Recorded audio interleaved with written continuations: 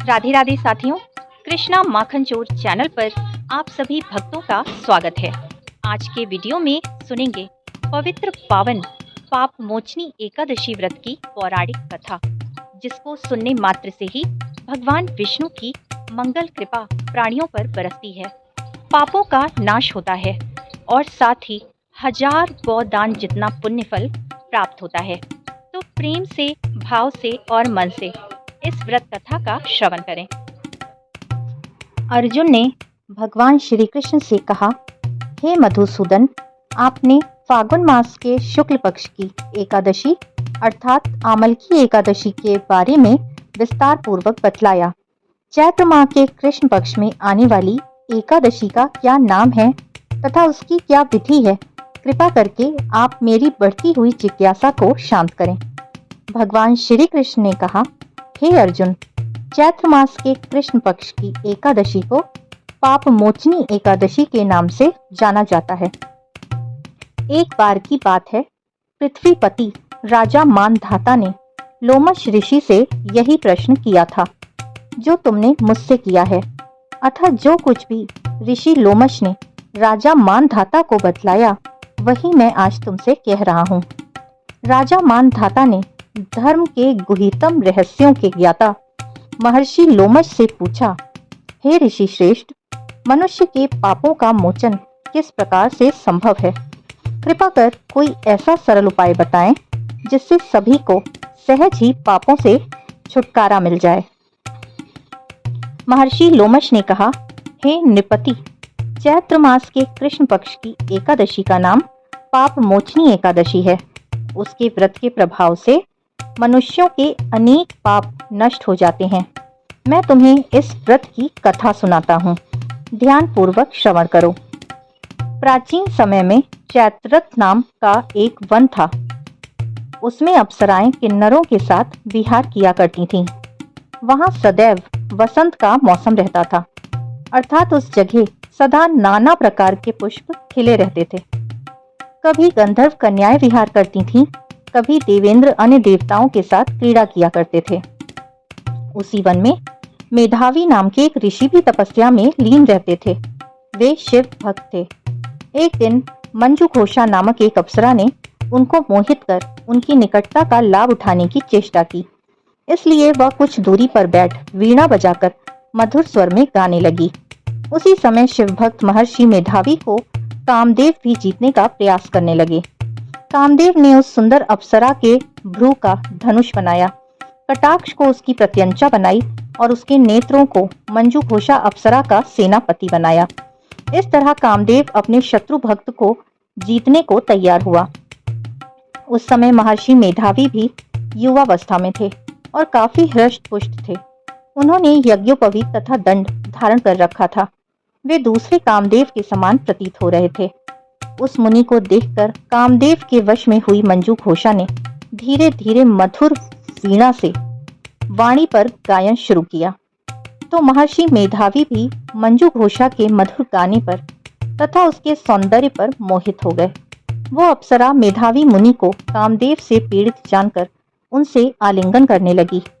महर्षि मेधावी उसके सौंदर्य पर मोहित होकर शिव रहस्य को भूल गए और काम के वशीभूत होकर उसके साथ रमण करने लगे।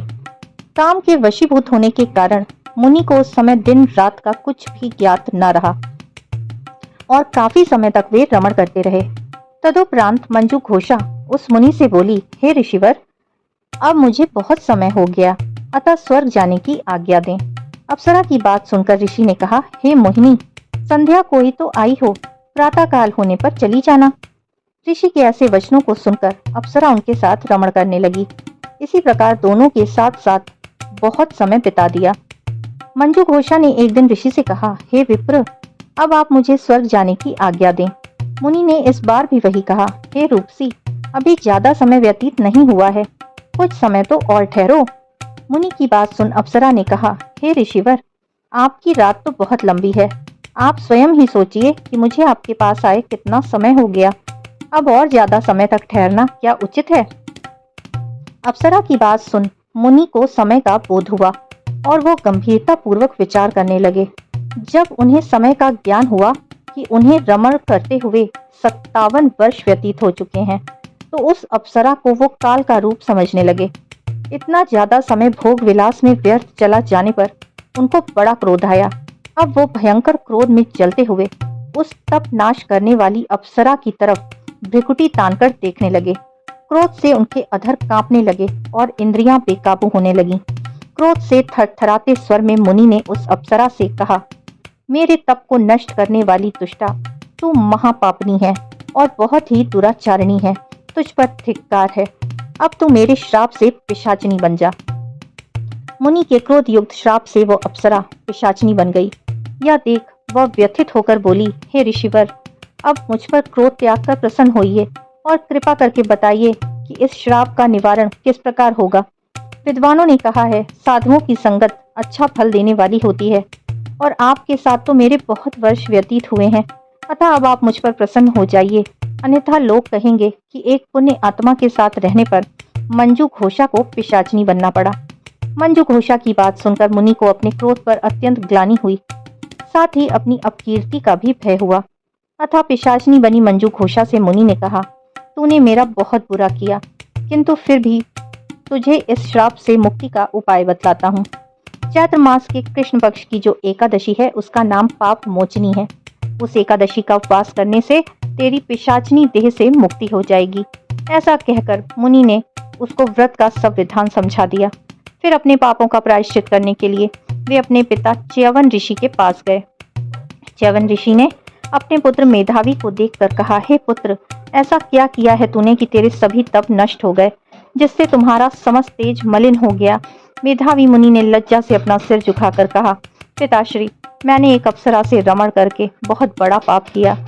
इसी पाप के कारण संभवतः मेरा सारा तेज और मेरे तप नष्ट हो गए। कृपा करके आप इस पाप से छूटने का कोई उपाय बतलाइए।